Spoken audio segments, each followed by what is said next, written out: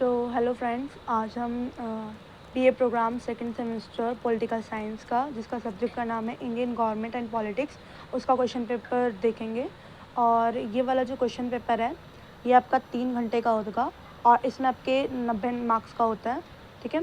और इसमें क्या है कि आपका टोटल जो है क्या, आपको 5 क्वेश्चन करने हैं, जिसमें से कि आपको एक क्वेश्चन जो है, ईच क्वेश्चन पड़ेगा वो लगभग 18 नंबर का पड़ेगा। तो एक क्वेश्चन आपको 18 नंबर के हिसाब से ही करना है। तो मैं इसके आपको क्वेश्चंस दिखा देती हूँ। ये सबसे पहला क्वेश्चन है कि वे कौन सी मूलभूत विशेषताएं हैं जो संविधान की रीढ़ की हड्डी बनती है और किसी राष्ट्र के शासन को कैसे प्रभावित करती है। यानी कि ये फर्स्ट वाली जो यूनिट है उससे है।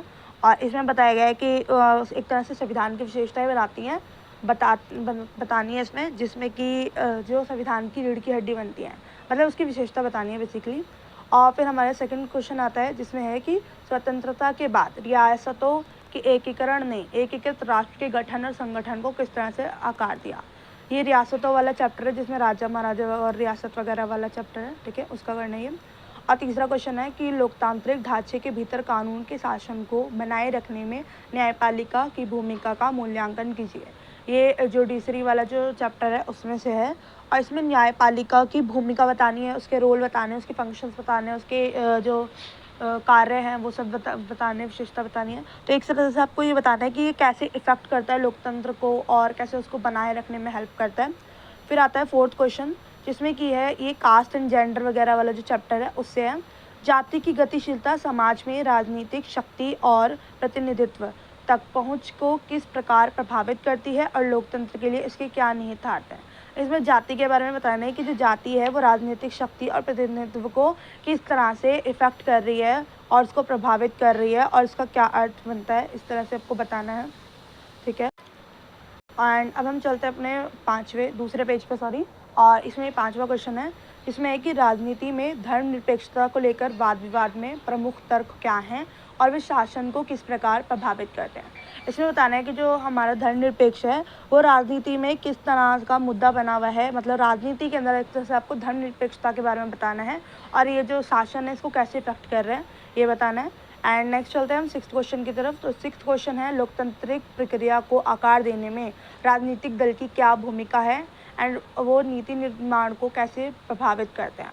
तो ये वाला राजनीतिक दल वाला है, जिसमें राजनीतिक दल की वजह से जो लोकतंत्र है उसको कैसे इफेक्ट पड़ता है और नीति निर्माण की जो वो है योजना उसको कैसे इफेक्ट पड़ता है, ये बताना है आपको। 7वां क्वेश्चन है, आर्थिक विकास, रोजगार और सामाजिक कल्याण पर नव उदारवादी पुनर्संरचना के प्रभाव का विश्लेषण कीजिए। तो ये जो नव उदारवादी पुनर्संरचना के जो वो है उसमें बताने कि जो आर्थिक विकास है, रोजगार और सामाजिक कल्याण ये कैसे इफेक्ट करते हैं और उसको पूरा विश्लेषण करना है, यानी कि आपको थोड़ा सा डीपली बताना है, ठीक है। और फिर है 8वां क्वेश्चन नंबर, इसमें है कि पर्यावरण मुद्दों के बारे में जागरूकता बढ़ाने और सरकारी नीतियों को प्रभावित करने में, यहाँ पे प्रभावित होगा, एक सेकेंड, ये जो है ना ये प्रभावित है, यहाँ पे थोड़ा ना क्वेश्चन पेपर में मिस्टेक आई थी, ठीक है। प्रभावित करने में पर्यावरण आंदोलनों के महत्व पर चर्चा कीजिए। ये हमारा उस वाली यूनिट में से है जिसमें आंदोलन वगैरह के बारे में बताया गया, जैसे महिला आंदोलन, किसान आंदोलन। इसमें पर्यावरण मुद्दों के बारे में बताना है कि हम जो पर्यावरण पे जो टॉपिक्स होते हैं, जो हमारे लिए प्रॉब्लम्स वाली जो टॉपिक्स होते हैं, उन पे जो जागरूकता बढ़ाने के लिए, मतलब जागरूकता अवेयरनेस फैलाने के लिए हमें किस तरह के आंदोलन जो होते हैं उनको डिस्क्राइब करना है। और इसमें जो 9वां क्वेश्चन है वो ये है कि भारत में सामाजिक कल्याण कार्यक्रमों, स्वास्थ्य देखभाल और शिक्षा पहल सहित भारतीय राज्य के कल्याण उन्मुख कार्य पर चर्चा की है। तो इसमें बताया गया है कि जो भारतीय राज्य के जो कल्याण उन्मुख जो वो चलते हैं, आयोजन वगैरह होते हैं या फिर जो भी कार्यक्रम वगैरह होते हैं, तो उसमें आपको बताना है कि सामाजिक कल्याण कार्यक्रम, स्वास्थ्य देखभाल और शिक्षा पहल, इनको थोड़ा थोड़ा आप डिस्क्राइब करना। और इसमें आप कुछ भी और ऐड भी कर सकते हो, जैसे स्वास्थ्य हो गया, ठीक है, शिक्षा वगैरह हो गया और आहार योजना, इन सब चीज़ों को ऐड भी कर सकते हो।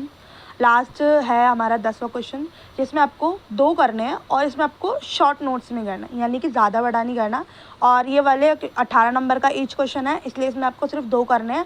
और इस 10 में से आपको एक जो पड़ेगा वो आपको, जैसे 4 दिए गए हैं तो आपको सिर्फ 9 नंबर का पड़ेगा, आपको 9 नंबर वाले 2 करने इसमें।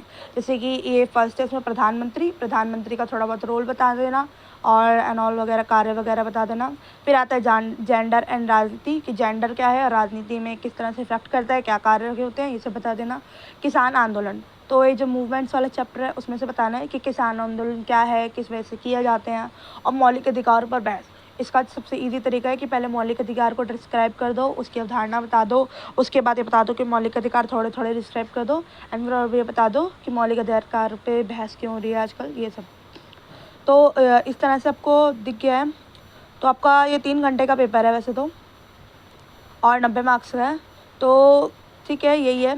और हमारे चैनल को सब्सक्राइब करो, वीडियो को लाइक एंड शेयर करो।